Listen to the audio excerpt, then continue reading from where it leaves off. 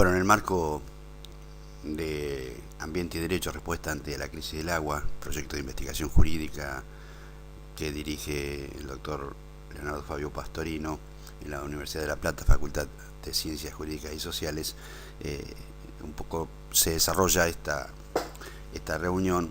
y aportaremos un poco una óptica o un enfoque con alguna novedad respecto de la Ley de Servidumbre de Ocupación Hídrica y su necesaria adecuación a normas técnicas agrohidrológicas y al Código de Aguas bonaerense. Se trata de esto nada más que de una aproximación, apuntes y reflexiones respecto a la temática, construido sobre tres ejes fundamentales, sin desconocer otros que obviamente serán oportunamente tratados. La cuestión de la determinación de la superficie de ocupación hídrica en predios privados, es decir, frente a esta ocupación temporaria de recursos hídricos para liberación en defensa, lenta en defensa de ciudades y pueblos rurales, cómo debería fijarse, demarcarse, los parámetros para cuantificar el canon indemnizatorio, o sea, la fórmula que hoy propone la ley vigente y cuál podrían ser opciones o alternativas, y respecto a quién debería o debe ser la autoridad de aplicación de esta ley. Lo primero que tenemos que considerar es que, bueno, las fuentes que se consultaron para esta breve aproximación, podemos mencionar a Alfredo Di Loreto, a Marcelo Lamoglia, que han ocupado estos temas de servidumbre administrativa de ocupación hídrica, y de otras disciplinas del conocimiento científico y tecnológico, como el caso de Gaspari, Francisco Damiano, el tema de técnicas agrohidrológicas, el Bachiega Daniel, ingeniero hidráulico que mejoró los proyectos que venían desarrollándose respecto de las obras de retención de aguas en protección de pueblos y de ciudades y pueblos rurales. El proyecto de texto original, el trámite parlamentario de este proyecto que se convirtió luego en ley, proyecto de tendido de línea férrea que tiene que ver con estos episodios climáticos que no son nuevos, no son novedosos y no son, vamos a decir, imprevisibles como muchas veces se ha sostenido. Proyecto de modificaciones a la ley 14.540, introducido hace pocos días por el diputado provincial Mario Gustavo Vignali, con modificación y sustitución de centralmente de 3 artículos de la ley vigente 14.540. La referencia normativa es más ampliada, no solamente con esta ley que creó esta figura de servidumbre administrativa de ocupación hídrica, de campos privados para almacenar o retener aguas y luego drenar lentamente en protección de pueblos y ciudades rurales, sino también la ley 10.170 de la década del 80, que tiene que ver con las técnicas agrohidrológicas, la ley 12.257, que es del Código de Aguas de la provincia y sus decretos reglamentarios, y la ley 11.964, que regula aspectos a los que remite el mismo Código de Aguas relacionados con la fijación y demarcación de zonas de riesgo hídrico. A ello le agregamos una novedad, una perlita de lo que puede ocurrir si los municipios como el de San Nicolás progresan en formular sus propios cuerpos normativos respecto a crear figuras de servidumbre administrativa a nivel municipal, una cuestión opinable y obviamente que pone una luz amarilla en este tema. Respecto a la provincia de Buenos Aires, los interrogantes fundamentales, en términos generales, que muchas veces se asocia el cambio climático con la acción humana. Lo que sí podemos reflexionar, que a partir de la existencia del planeta, al menos la historia que hoy podemos reconstruir y conocer a través de los adelantos científicos tecnológicos, es que este planeta siempre estuvo sometido a cambios climáticos por distintas razones y causas naturales. Ciertamente la acción humana tiene una incidencia, pero podemos decir que hay muchas que no terminan de explicar solamente por sí solas estos fenómenos de inundaciones, y inclusive solamente con el fenómeno del Niño en el Océano Pacífico, o que solo las prácticas culturales de los productores agrarios en la pampa húmeda son los que aceleran o producen estas situaciones de desborde e inundaciones en zonas urbanas del interior rural de la provincia de Buenos Aires. El tema de los canales hidráulicos es un tema bastante complicado porque clandestino hoy es un lenguaje en el lenguaje actual no tiene cabida, no hay nada oculto secreto y se puede relevar perfectamente cuáles son los canales que están registrados de los que no están registrados, y esto es un gran problema que arrastra la provincia para, en todo caso, los que no están registrados, someterlos a verificación técnica, hacer su cierre o determinar su cierre, o bien reconducirlo, rediseñarlo para generar obviamente la liberación de superficies de suelo que son destinadas a cultivos agrícolas, que no solamente generan beneficios al productor agrario o al empresario privado, sino también al Estado a través de los sistemas tributarios que rodean todo el sistema de producción agraria. Una cuestión que no podemos dejar de considerar es la vinculada a las secas y las inundaciones en la provincia de Buenos Aires. Una obra de casi más de un siglo de Florentino Meguino que nos dan cuenta de que las inundaciones no es un fenómeno nuevo, actual, ya existían. Hay cuestiones vinculadas a la urbanización de del interior rural de muchas partes, y obviamente esto ha complicado, sin falta de planeamiento urbano adecuado, sin contener este tipo de parámetros respecto de episodios climáticos extremos, la que ha producido muchas veces situaciones indeseadas de pérdida de bienes humanos, materiales en las poblaciones urbanas del interior rural bonaerense. Una cuestión que traigo a cuento un poco es el tema del ferrocarril del Río Salto, Cuenca Río de Arrecifes, relevamiento y plan del año 1888 hecho por ingenieros británicos que obviamente advertimos que habían diseñado y por supuesto construido terraplenes a cotas elevadas que nos pone en situación de que en esas épocas se contemplaban excesos y de abundantes lluvias que desbordaban los cauces naturales de este río, que es la cuenca número 35 de la provincia de Buenos Aires y provincia de Santa Fe. La provincia de Buenos Aires obviamente tiene un diseño de cuencas importante, 60% del territorio son cuencas interjurisdiccionales, el 40% son de propia jurisdicción con vertiente atlántica para la cuenca del Plata o el Paraná. La cuenca 35 la vamos a tomar como ejemplo, como para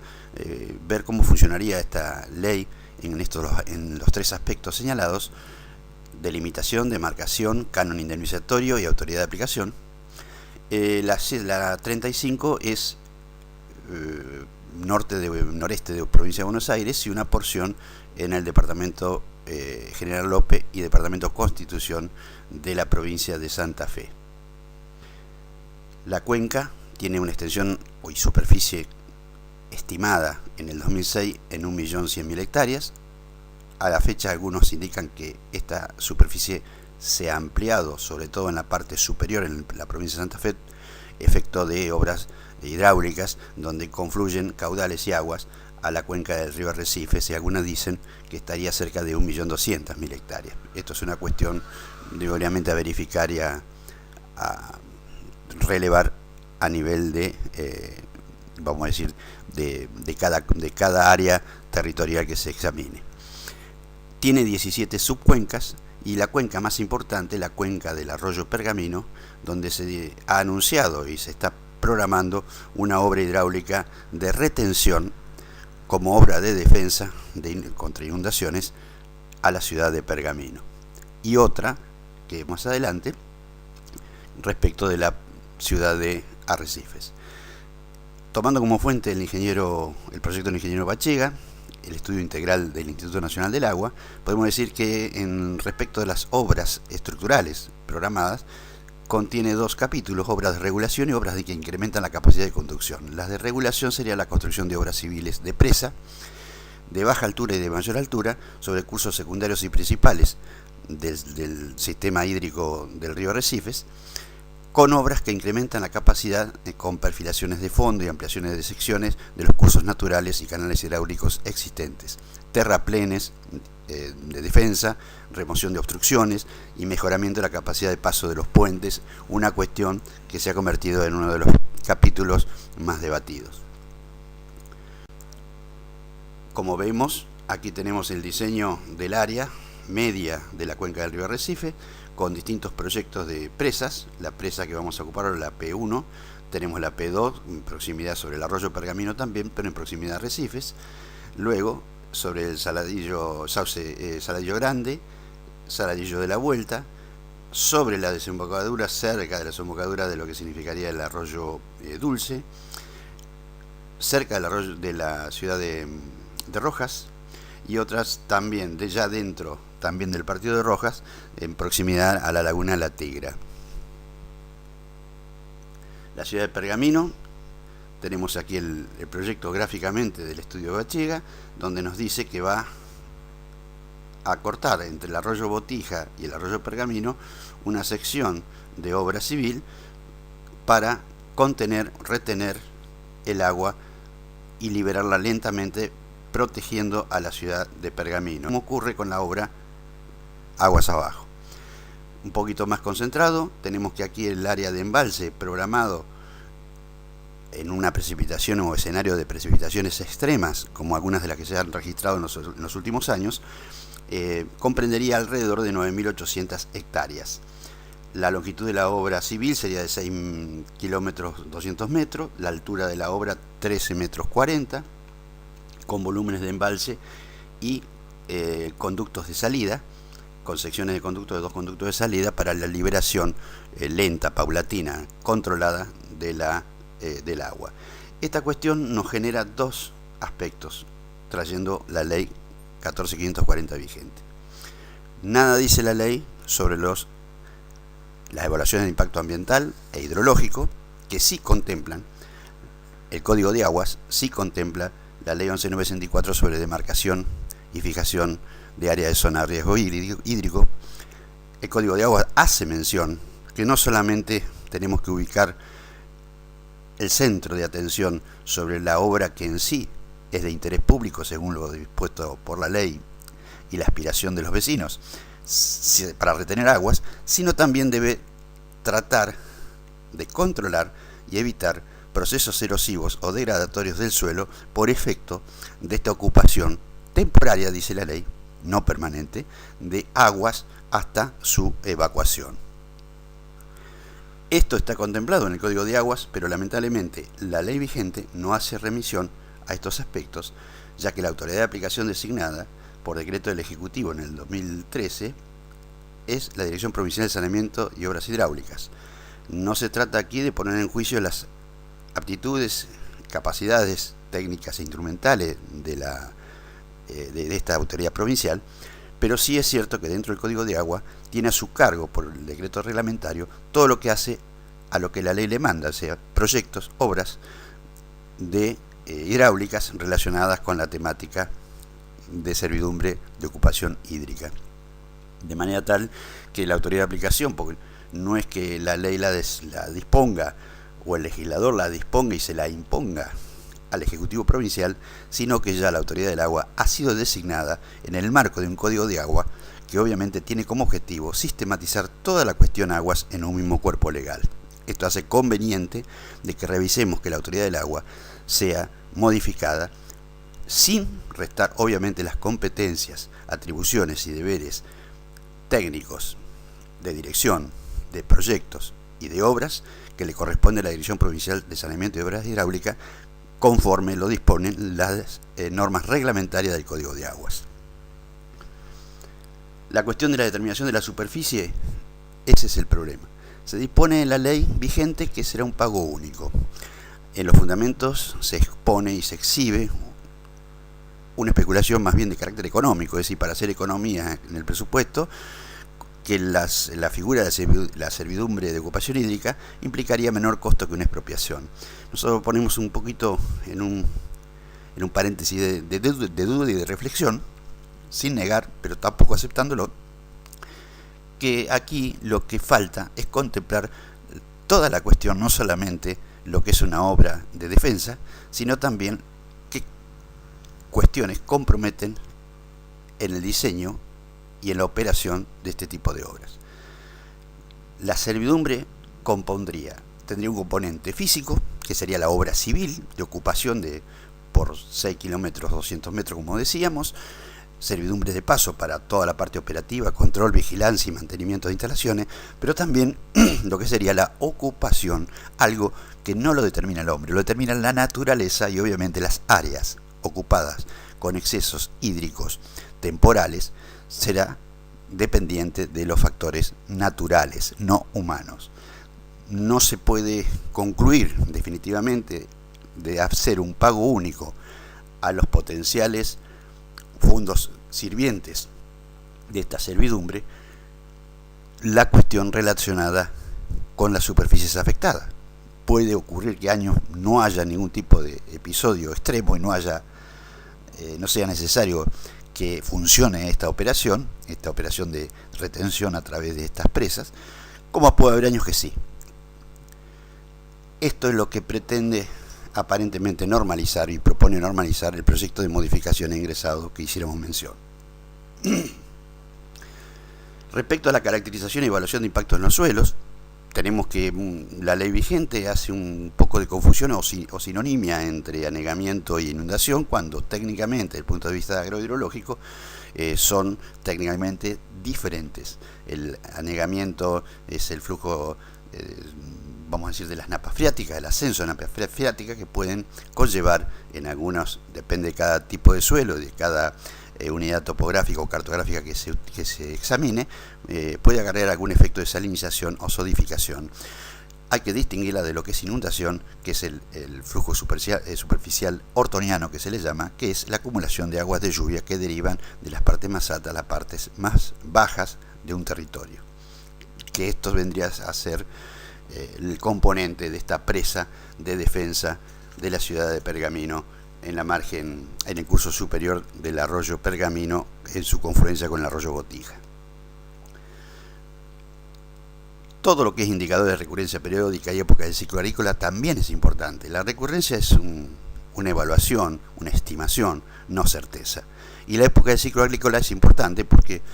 un exceso de lluvia y operado un embalse, ejemplo, en el invierno, puede generar menos impacto que el que sucede en primavera avanzada o verano, ya que los cultivos de granos gruesos, que son los dominantes, se verán más afectados en esta segunda oportunidad. De manera que para evaluar, hacer una evaluación anual sería lo correcto y lógico, tanto por la técnica como por el sentido común.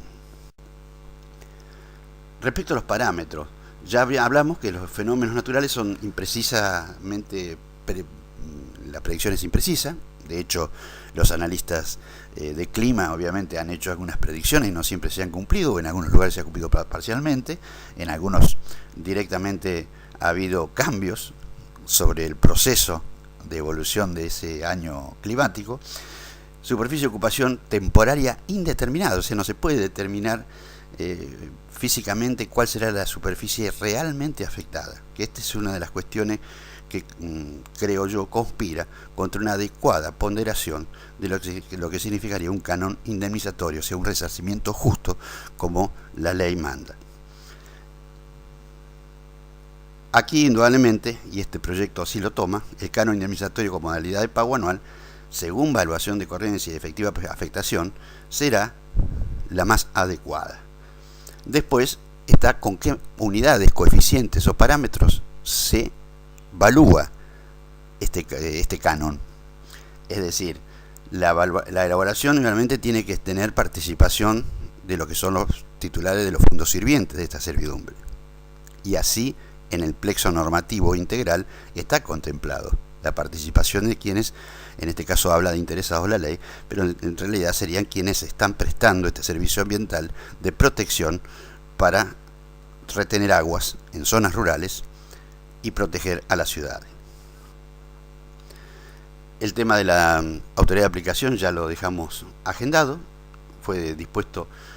por la Dirección Provincial de Saneamiento de Obras Hidráulicas, sin duda con una competencia técnica e instrumental de larguísima data. Es una institución, debo recordarle, que fue fundada como Dirección de Desagües de la provincia de Buenos Aires en el año 1893,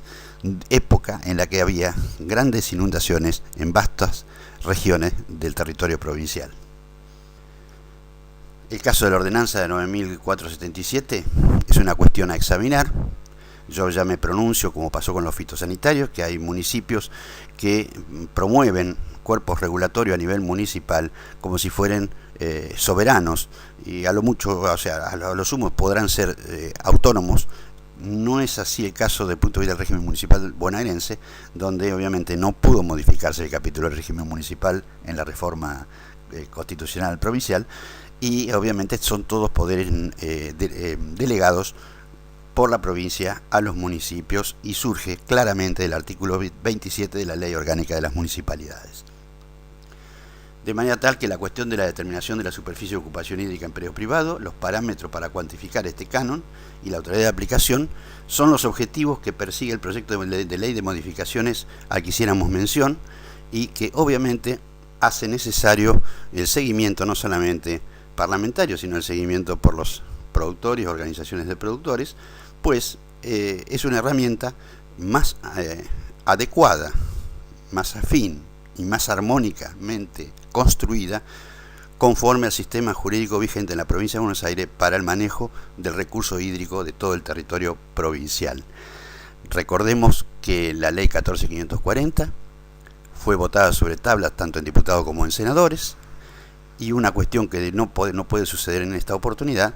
es que ni en la Cámara de Diputados ni en la de Senadores intervinieron las comisiones de asuntos agrarios, una cuestión central, clave, pues se trata de propietarios rurales cuyos fondos van a prestar un servicio ambiental de protección a las comunidades urbanos-rurales aledañas. Gracias.